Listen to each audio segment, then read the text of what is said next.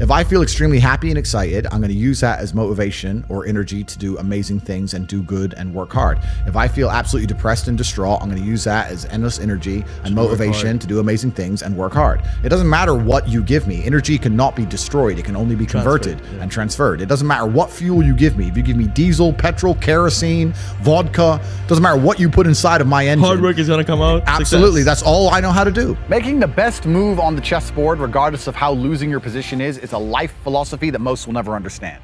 Sometimes you look at your position on the board and you're fucked. But still, regardless of how fucked you are, there is still a best move. There's always a best move and a worse move, no matter how bad things are. Many people, when they get to a losing position, think, it doesn't matter, I don't have to make the best move anymore. I actually disagree. Maybe 9 times out of 10, the best move won't save you, but that 1 time out of 10, the best move might be just enough to save your ass. And on a long enough time frame, if you play the game repeatedly, day after day, taking risks, always making the best move regardless of whether you're winning or losing, it will compound into an upward spiral of never-ending success. You might end up somewhere near me. You might have dinner one day. You might stop being a brokey. You might stop being a loser. If your girl leaves you, the best move on the board perhaps is to go to the gym, perhaps is to send her flowers, perhaps is to never text her again. But you should make the best move on the board regardless. Even if you don't want her back, you should still make the best move. You should always think that way. What move will give me the best possible strategic position? That's how you think. That's how I think.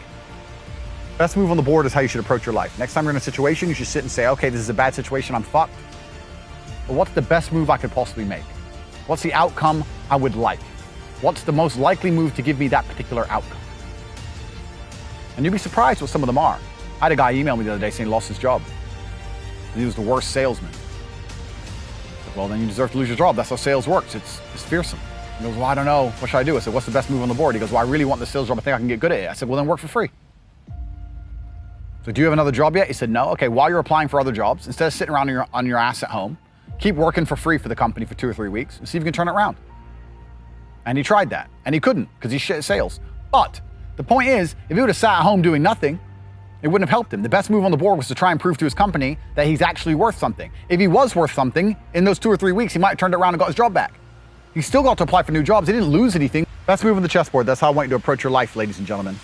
It's the mental model in which you should apply to scenarios to deduce what is the best possible action.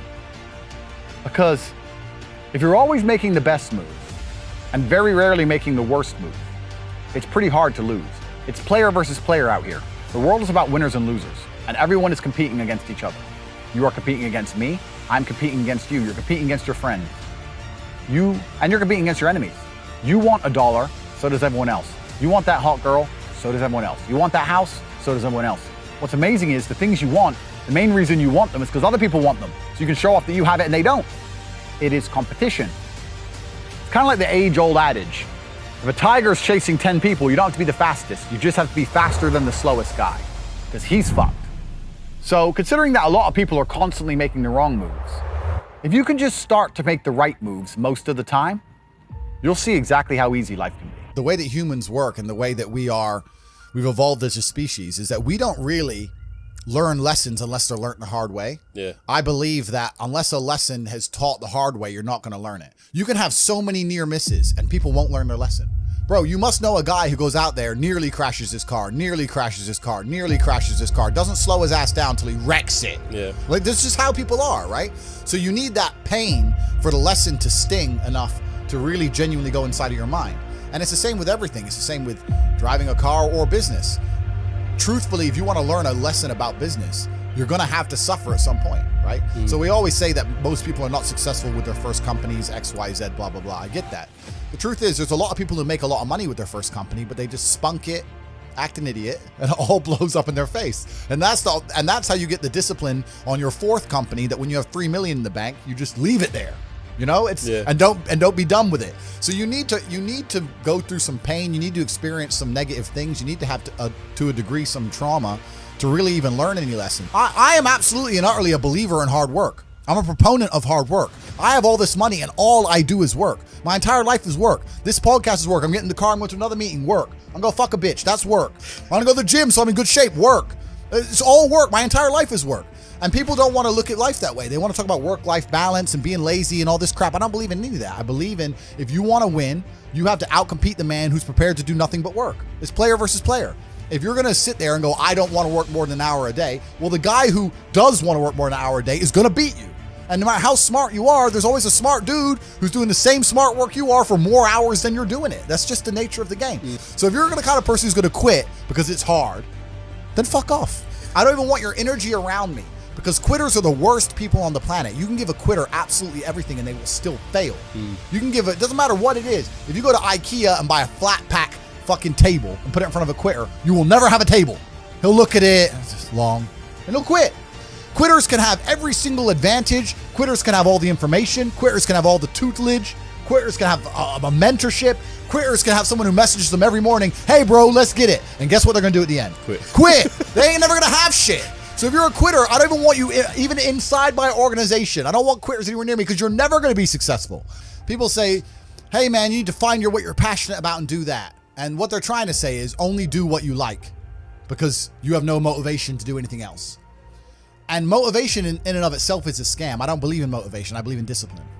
I am not motivated to do the things I'm supposed to do every day. I don't wake up full of like joy that I have to go to the gym or that I have to work or gotta deal with crap. I don't feel motivated to do them. I'm disciplined. I do them regardless of how I feel. Whether I'm in the mood to do it or I'm not in the mood to do it, it gets done. That's discipline. Discipline's a real thing. Motivation is fleeting. Yeah. You're never gonna be permanently motivated. So when someone comes along and says, oh, do what you're passionate about, what they're saying is you'll have endless motivation and then you'll be able to try hard. If you're the kind of person who can only try hard at something he enjoys, then you're gonna fail. Because most things you enjoy don't pay any money. If they paid money, you wouldn't enjoy them. It's called a job, right? Nobody likes their job. You like your hobby. I'm sure you like playing video games. Maybe 1%, 0.1% can make money from video games, right? Most people, you ain't ever gonna make it. Be passionate about success. If you're passionate about money, then you can be passionate about anything. I'll be passionate about any business on earth that pays me. If you pay me $1 billion to dig that hole, I'll be very passionate about that hole. I will dig that hole with passion for the cat. You're a man, right? And if you're a man, then it's absolutely an utterly different experience of life. I think we're here to struggle. I think we're here to endure pain. I think we're here to just see how hard we are to kill. I think that going through terrible things and living through them and coming out the other side is one of the most fantastic things about being human.